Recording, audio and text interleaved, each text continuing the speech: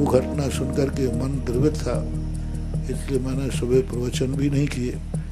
लेकिन दुख तो कभी न कभी उसको भूलना ही पड़ता है।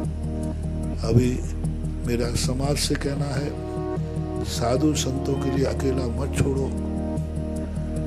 उनको अकेला, क्योंकि वो प्रतिकार नहीं कर पाते हैं।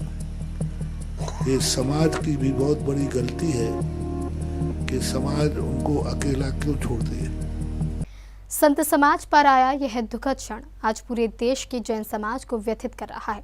रीवा के समीप हुई सड़क दुर्घटना में आरिका श्री शुद्धमती माता जी की आकस्मिक समाधि हो गई। यह घटना केवल एक दुर्घटना नहीं बल्कि करोड़ों श्रद्धालुओं की भावनाओं को झकझोर देने वाली पीड़ा बन चुकी है।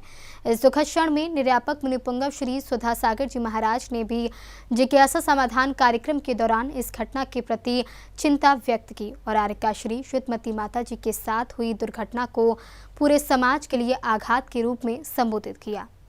घटनाएं जो घटती हैं, उपसर्ग 3 प्रकार का होता है, देवकृत, मनुष्यकृत, प्रकृतिकृत और त्रियंचकृत। आज मानवकृत उपसर्ग सरासर इतना अंधापन हमारे ही संघ की, हमारे ही आरिका संघ विहार करते हुए बहुत निर्मल भाव से, बहुत अच्छे भावना से विहार करते हैं।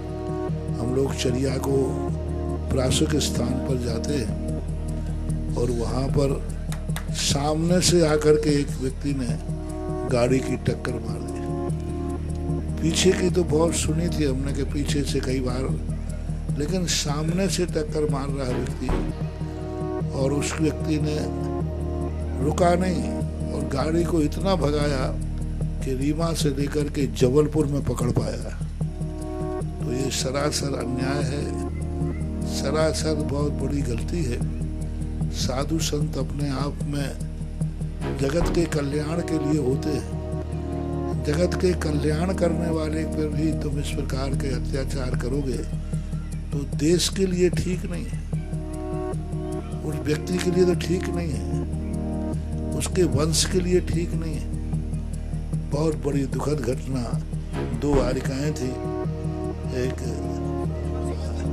आरिका उपशमती और आरिका शुद्धमती। दोनों आरिकाएं हमारे संघ की हैं, पूज्य गुरुदेव से दीक्षित हैं। बहुत अच्छी साधनारत थी, बहुत अच्छी उनकी साधना थी। ज्ञान 2020 साल पुरानी दीक्षा थी, 2006 में दीक्षाएं हुई थी।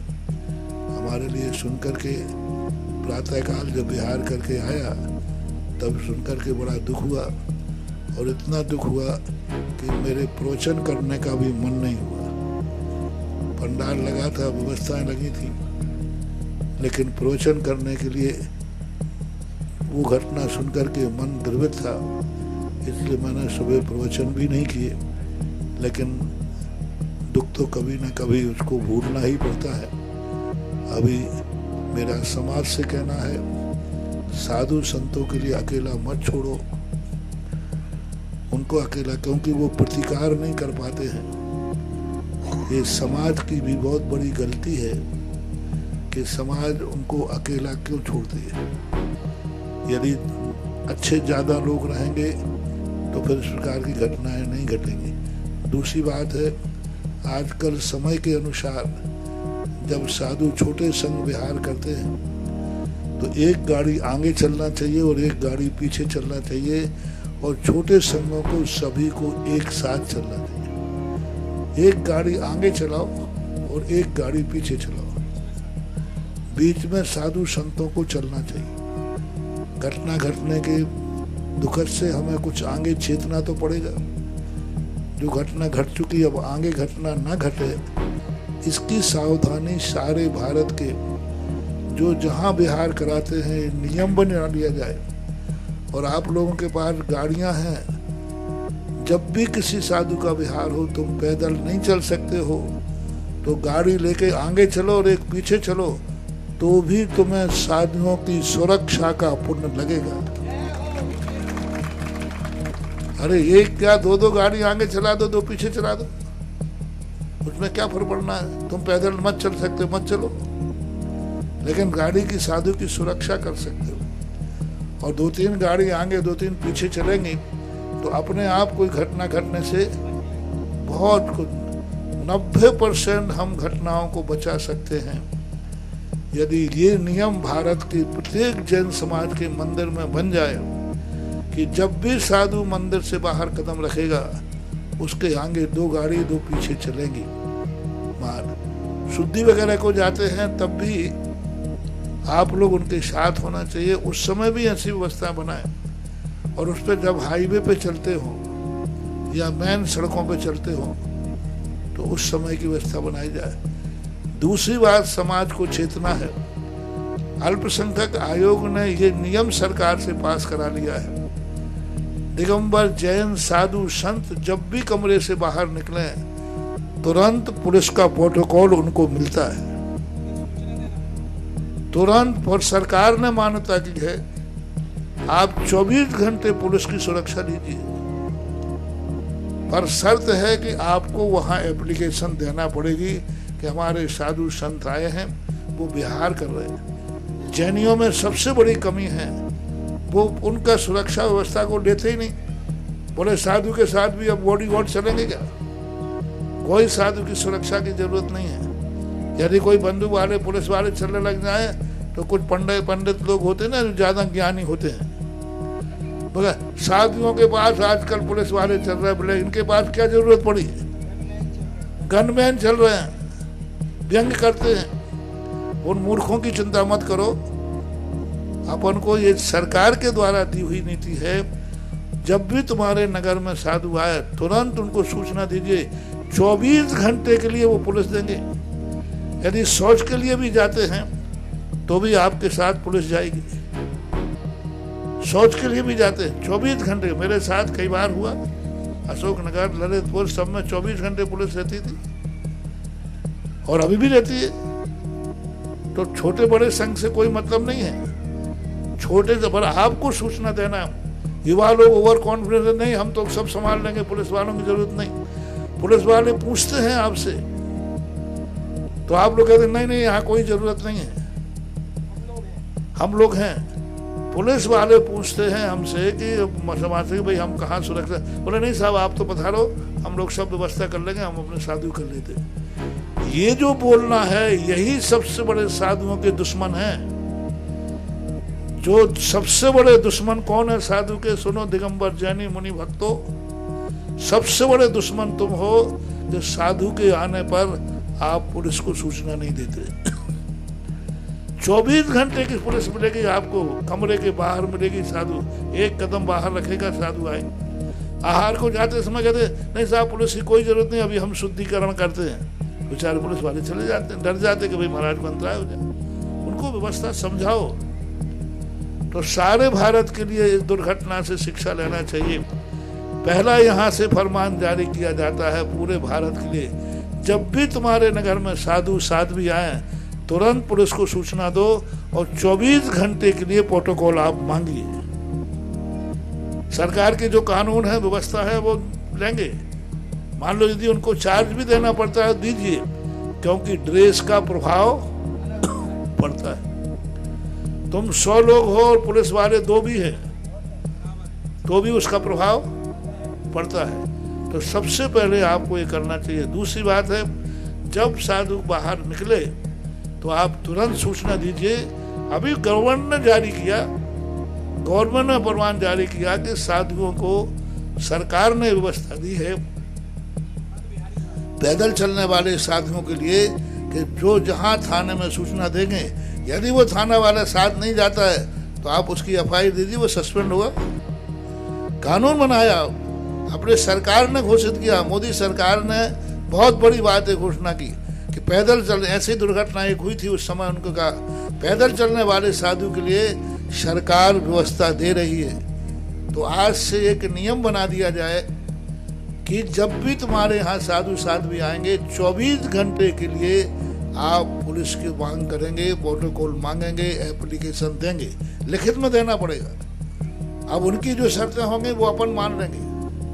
और बिहार करते समय भी आप दीजिए प्यार करते समय पूरा यहाँ से वहां तक पूरी व्यवस्था वो बनाएंगे। यदि तुम लोगों ने ये कर लिया होता, और ये कानून बहुत पहले, कम से कम 1-1.5 साल पहले घोषित हो चुका है। 2023 के अंदर ये कानून हुआ था, लेकिन आप लोग उपयोग नहीं कर पा रहे। 1.5 लाख ऐसे फैसले हैं भारत के पुलिस के पास। जो पुलिस वाले कहते आप लोग मांग ही नहीं करते, मैं क्या करूं। 1.5 लाख फैसले हैं भारत में जो पुलिस वालों को दिए गए हैं, लेकिन आप लोग मांग नहीं करते। बोले हमें कोई जरूरत नहीं, हम तो कर लेंगे, तुम्हारे बस की कुछ नहीं है। क्या कर पाए। और बच्चे, एक बच्चा भी था, उसके ऊपर भी चढ़ा दी, वो भी सीरियस है। अभी भावना भा रहा था दिन भर से कि भाई एक कारिका थी, वो थोड़ी थी, लेकिन आज वो भी 4 बजे के लगभग वो भी चले गई। बस मेरा कहना है, उनके लिए तो अपन बहुत बड़ी अपना एक अनुभव शोक समापन कर ही रहे हैं। भगवान करे उनकी आत्मा को शांति दे, और उनकी तो सदगति ही हुई है। साधु की अकाल मौत मरने से कोई भी दुर्गति का कोई प्रभाव नहीं पड़ता, क्योंकि वो महावृत्ति तो थी और बहुत अच्छी साधना थी। हमारे संघ के पूज्य गुरुदेव के द्वारा दीक्षित हारिका कुटलपुर में दीक्षा हुई थी। बस आज ये शोक सभा के साथ साथ पूरे भारत को यह आदेशित कर रहा हूं कि ये 2 काम अब हर नियम करना, मीटिंग में प्रस्ताव पास करो। जब भी साधु कदम रखेगा कमरे से बाहर, एक गाड़ी आगे पीछे चलेगी और लोग उनके साथ में रहेंगे अधिक संख्या में। यदि तुम्हारी व्यवस्था नहीं है तो आप पुलिस को लिखित में देंगे, और 24 घंटे के लिए पुलिस मांगो। साधु रात में कमरे में है तो ठीक है, वो बाहर ड्यूटी देगा। अरे जब एक मरे हुए मुर्दे को 24 घंटे रखा सकती है पुलिस, तो जिंदा साधु को नहीं रखा सकती क्या। अरे किसी डाकू पापी की हत्या हो जाती है जंगलों में, तो उस लाश को भी पुलिस को रखाना, ऐसा बताते हैं लोग। वो 4 डाकू था, पापी था, उसकी पुलिस की रक्षा करते, डेड बॉडी की। तो जिंदा साधु की रक्षा क्यों नहीं करेंगे।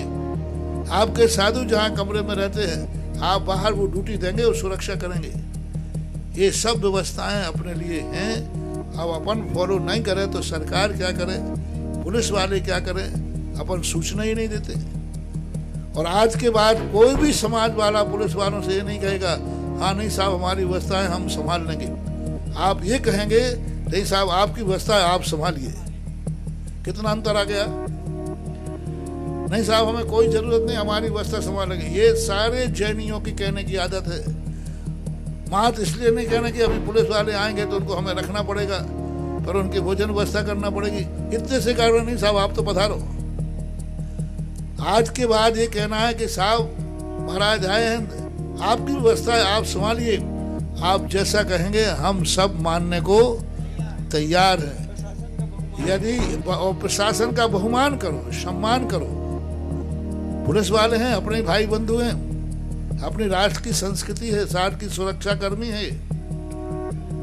तो एक सबसे बड़ा जो व्यक्ति ये कहेगा पुलिस वालों से पूछने पर कि साहब हम तो हमारी व्यवस्था हम संभाल रहे हैं, वो साधु का हत्यारा माना जाएगा। ऐसी दुर्घटनाएं होंगी तब उसका दोष का भागीदार वो है, और जो सूचना नहीं देगा वो भी इसी प्रकार माना जाएगा। इसलिए साधु संत पद विहार करते आ रहे हैं। कभी कभी घटनाएं घटती हैं, लेकिन घटनाओं से हमें खेद भी होता है और आगे के लिए हमें सावधान होना चाहिए। इस हिदायत के साथ सभी लोग 9 बार नमोकार मंत्र पढ़ के उन हारिका के प्रति आप अपनी विनयांजलि और हम उनके लिए आशीर्वाद और साधुवाद देते हैं।